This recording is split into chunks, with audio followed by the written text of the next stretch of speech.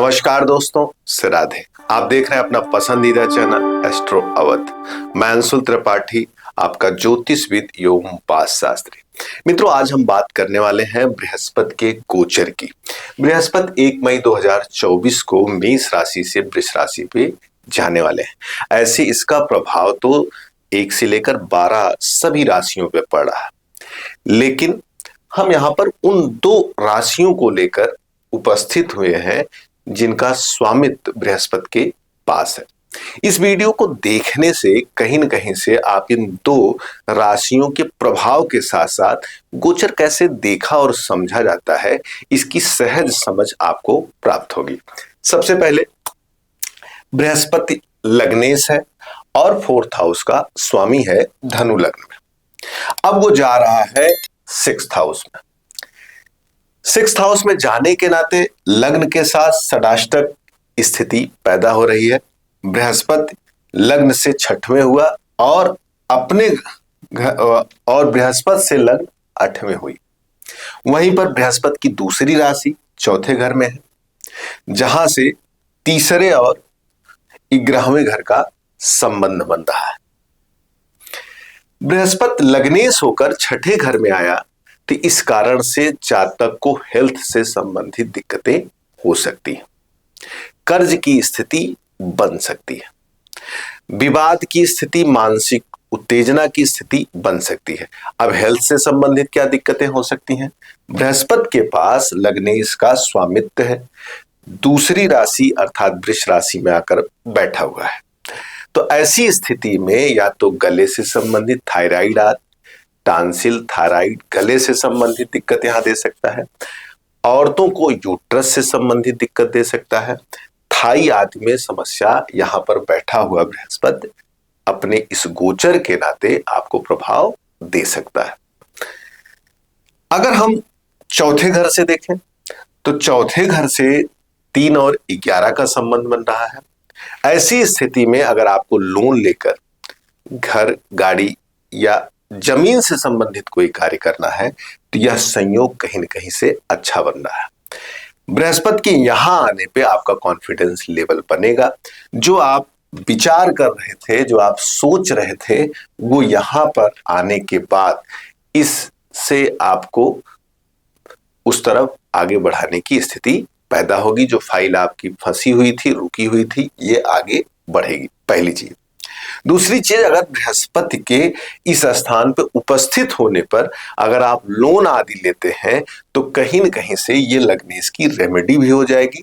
6ठे घर का विवाद, रोग और कर्ज वाली जो स्थिति है, उसमें से आप कर्ज की स्थिति को अगर कर लेते हैं तो लग्नेश जो बीमार होने की स्थिति में है वो कम होगा। दृष्टियों की बात करें, दूसरी, तीसरी, चौथी, 5वीं, आपको पता होगा बृहस्पति की 5वीं, 7वीं और 9वीं दृष्टि है। 5वीं दृष्टि कहीं न कहीं से कर्म स्थान पे, पिता के स्थान पे बन रहा है। पिता के लिए आपको कुछ न कुछ काम करना पड़ेगा, या जिनके पिता नहीं है उन्हें अपने पैतृक कर्म के लिए, अपने ट्रेडिशनल कर्म के लिए भी काम करना पड़ेगा। अपने जॉब में, अपने वर्किंग चीजों में आपको मेहनत करनी पड़ेगी। प्रोफेशन में आपको फोकस होना पड़ेगा, नहीं तो कहीं न कहीं से दिक्कत होगी। वहीं पर बृहस्पति की 7वीं दृष्टि 12वें घर पे पड़ रही है। 12वें घर पे बृहस्पति की दृष्टि पड़ना शुभ माना जाएगा। आपको सुखद और धार्मिक यात्रा मिल सकती है। कहीं आप दर्शन जाने को अगर पहले से प्लान बनाए हैं तो यह परिवर्तन आपके उस प्लान को पूरा करेगा। कोई बड़ी संस्था या बड़ा इन्वेस्टमेंट करना चाहते हैं तो यह समय आपको इसके लिए अच्छा रहेगा। अगर हम 9वीं दृष्टि की बात करें, 9वीं दृष्टि 2nd हाउस पे जा रही है। मकर राशि बृहस्पति की नीच की राशि है, अतः यह दृष्टि जब यहां पर पहुंचेगी तो पारिवारिक कलह की स्थिति थोड़ी बढ़ सकती है। आपके आर्थिक स्थिति पे थोड़ा सा यहां पर बृहस्पति की दृष्टि निगेटिव प्रभाव डाल सकती है। गले से संबंधित, पैरों से संबंधित थोड़ा सा प्रभाव यहां पर पड़ सकता है।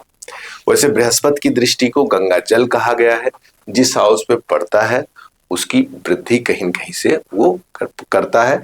इस कारण से आपका बच्चा नौकरी से जुड़ सकता है, या आपके घर में कोई न कोई रोजगार जरूर पाएगा। आपका बच्चा भी हो सकता है, आपके घर में आपके पति हो सकते हैं, भाई हो सकते हैं, कोई न कोई आपके फैमिली का ऐसा हो सकता है जिसको काम मिलेगा। ये अलग बात है कि थोड़ा सेटिस्फैक्शन लेवल हो सकता है कम रहे, लेकिन यहां पर बैठ देखने पर बृहस्पति आपको काम देगा।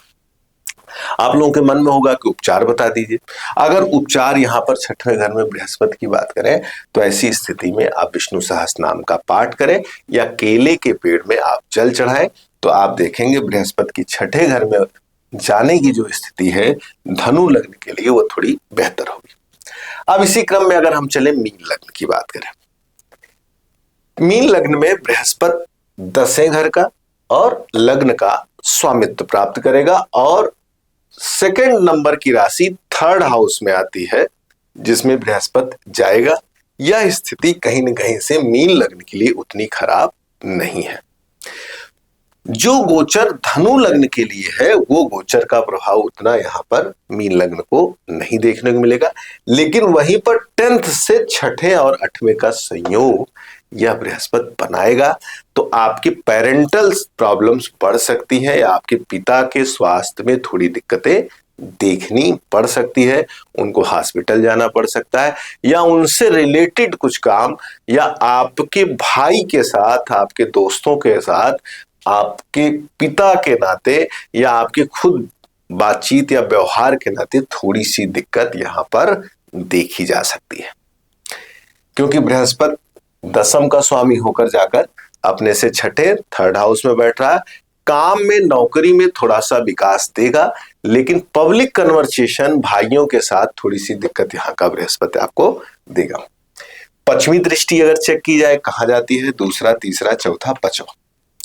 आपकी लाइफ पार्टनर थोड़ी सी बेचैनी तो रहेगी, प्रेमी के लिए, पति के लिए, लाइफ पार्टनर के लिए, लेकिन ये चांस अच्छा दिखा रहा है। बृहस्पति की दृष्टि कहीं न कहीं से ये दिखाती है कि आपको लाइफ पार्टनर से संबंधित कोई न कोई कार्य करना पड़ सकता है।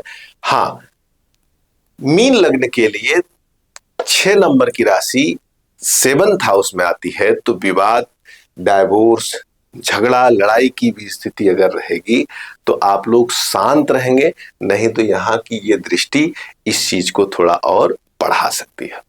7वीं दृष्टि आती है 9th हाउस में। चले आ रहे काम को ना कहीं न कहीं से ये लक के अकॉर्डिंग थोड़ा सा डाउन करेगा। अंत में मैं इसका उपचार भी बताऊंगा, लेकिन ये ध्यान रखिएगा लक के अकॉर्डिंग थोड़ा सा ये डाउन करेगा। हो सकता है कि आपके अंदर जो आध्यात्मिक तीक्ष्णता थी उसमें कमी आएगी। हो सकता है आपको महसूस हो कि मेरा लक उतने अच्छे से काम नहीं कर रहा है। वहीं पर 9वीं दृष्टि की बात अगर करें तो 11th हाउस पे जा रहा है। 11th हाउस पे 9वीं दृष्टि जाने के नाते आपकी कोई बड़ी रुकी हुई इच्छा जो इस बार पूरी होने के चांसेस रहेंगे बृहस्पति के यहाँ गोचर होने पर। 9वीं दृष्टि यहां पर आएगी तो काम से संबंधित भी आपकी कोई इच्छा होगी तो पूरी। यहां पे भी 9वीं दृष्टि नीच की है, लेकिन 11th हाउस की एक खासियत है, यहां पर कोई भी चीज आती है तो वह कहीं न कहीं शिक्षा पूर्ति को पूर्ण करता है। तो आपके काम में विकास तो होगा, लेकिन हो सकता है कि जो आप होप करते हैं उतना ना हो।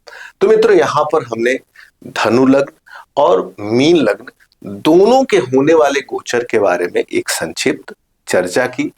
इसी आधार पर अगर हम मेष से लेकर मीन तक सभी राशियों पे बात करें तो सहज रूप से गोचर का परिणाम जाना जा सकता है, लेकिन इसके साथ साथ आपकी कुंडली में गुरु कहाँ पे है, किसका स्वामित्व है, किसके साथ बैठा है, किसकी दृष्टि है, ये सभी विषयों को थोड़ा बहुत आपको लगाकर ही परिणाम प्राप्त करना होगा। मित्रों, अगर वीडियो पसंद आई हो, आपके मन में कोई प्रश्न हो तो कमेंट बॉक्स में जरूर छोड़ें। ज्योतिष सीखना हो, कुंडली दिखाना हो या वास्तु के बारे में जानना हो तो दिए नंबर पर कॉल करके आप हमसे सीधे बात कर सकते हैं।